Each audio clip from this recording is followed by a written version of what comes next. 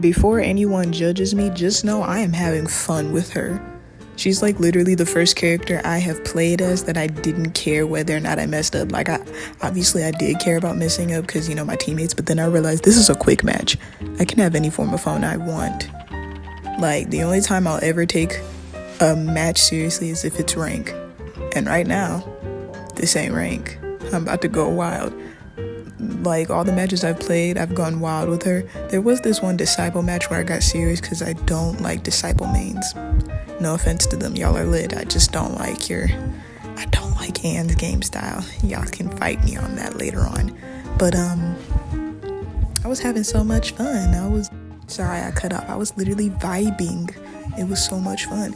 I think Lily may be the first character I've genuinely liked that didn't make me just feel like, ugh, I gotta play this character so seriously. Like, with her, I actually I think that's just the way NetEase made her. They made her so that, like, you won't feel bad if you mess up. It's funny, she's literally a cheerleader. Like, anytime a player messes up, she'll cheer you on. And her cheer literally, I think that's what makes her revive cheer so cool. Like, you know how you gotta use her tokens to, like, revive? Her thing is literally based off of her,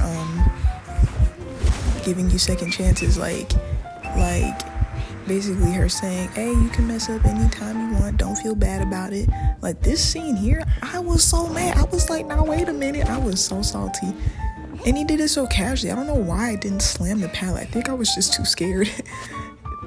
This match was actually really fun. I actually liked Undead for letting me have fun like that. I think he was impressed by what I was doing because, dude, I was panicking. I was literally making noise while trying to dodge this dude in, like, the last part of the match. Like, we were all about to die. This match was 4 minutes. He mollywopped us in 4 minutes. I don't know about you, but I'm honestly just, it's crazy. 4 minutes, bro.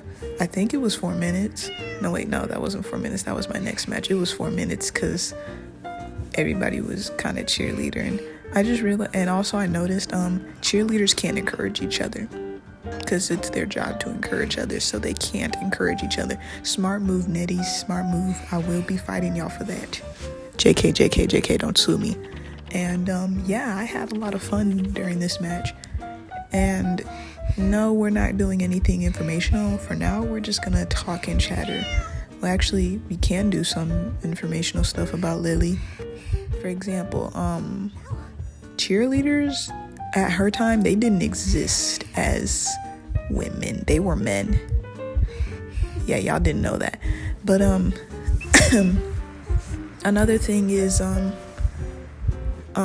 also when you guys know how she's like a victim of, you know, some violence that went on between her family. Mainly her dad was causing it. I can't help but relate to that. Sorry, that was a lot of coughing and swallowing and all that.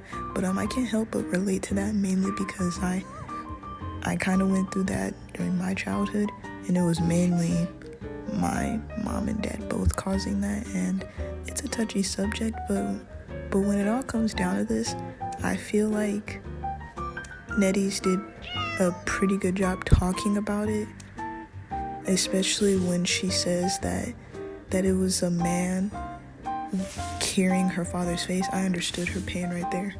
It hits close to home when you see the person you're supposed to love unconditionally raise their hand at you and hurt you, and it's always because of something that it's always because they're projecting, or something that they can't help but swallow their pride on.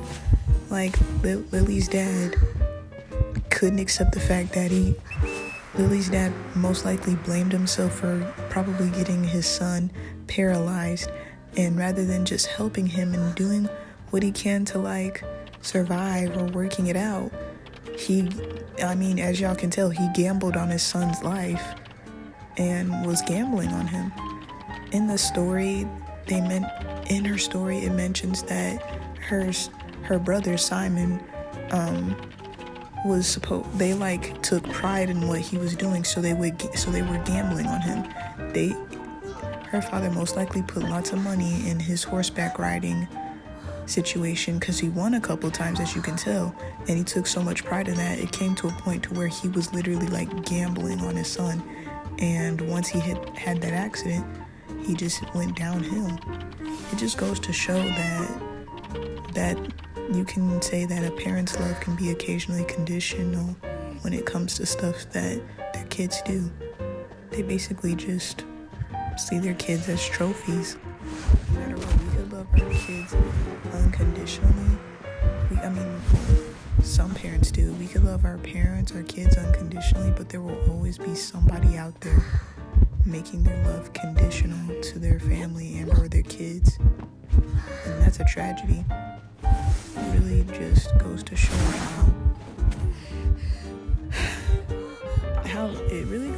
how really relatable Lily can be. I think that's why I wanted her so much. Like, I like her and Patricia because Patricia's she's very pretty, and of course she's black and all that. So, I was obviously going to relate to her in terms of that and in terms of the hardships she went through. But I also relate to Lily because she's what I honestly wanted to be. She's loud, proud, and was hyping her brother up. She was trying so hard to cheer him up. And it said in her story that he would smile at her too. And knowing that she wanted to cheer him up, it makes me wonder what her life was when it came to school and stuff. Was she just that loud student that everybody got annoyed with, and because of that she probably just kept being loud? It's honestly something I wanted to be, but I got silenced because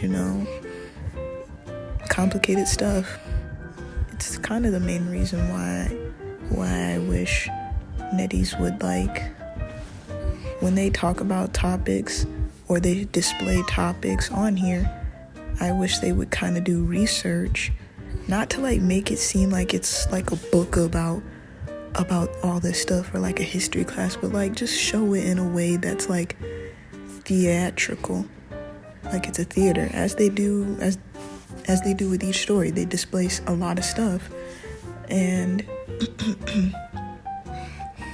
and they show it in terms of theater. But it also kind of causes some problems because with the situation with Ada and Emil, people confused Emil's situation with him getting lobotomized. Guys, I need to let y'all know that lobotomy involves someone sticking a whole tool in the head, and it opens the membrane of your skull. It involves opening your head and literally removing it's complicated to explain, but Ada didn't perform that. She didn't have the tools, and even if she did, she wouldn't want to, and plus they didn't have the tools for that back then. They had electroshock therapy, but they didn't have the tools for that, and I don't even think they would want to do that because they would have faced charges on that. They did face charges on account to the children's death, but that was mainly because they got caught with doing illegal shock therapy to them. Anyways, moving on from that, basically what I'm just saying is that Lily's story is relatable, and her character is also relatable. That's mainly the reason why I like her. Her game style is a bit complicated, I'll give you that. But overall, I kind of thought that the dots would be in the middle when it came to showing off her thing. So that's why I was a bit confused, but it wasn't. And I don't mind that. I just want everybody to know that if you guys see me playing her a lot and you guys see me messing up, it's just me having fun, and I'm just kind of projecting. I was meaning to explain my new mains for this season. It's most likely going to be Patricia and Entomologist, because I like Patricia a lot, and I was going to try to be Kevin again. There's lots of characters that I project onto and like a lot, but Lily's probably my top my top 5 along with Patricia, Kevin, and Emil. Funny enough, I relate to those 5 a lot. I just want everybody to know that their feelings are valid when it comes to that. The game got so laggy here. I hate it when it does that. Have y'all noticed that the game's been getting laggy? I've been noticing it more and more. It's super noticeable when you're like trying to like escape the hunter, but an S tier rescues you, which is weird because I think it's just because I'm on high graphics. That's the only reason why. You can tell by the way all the dirt and stuff is coming up. Makes sense.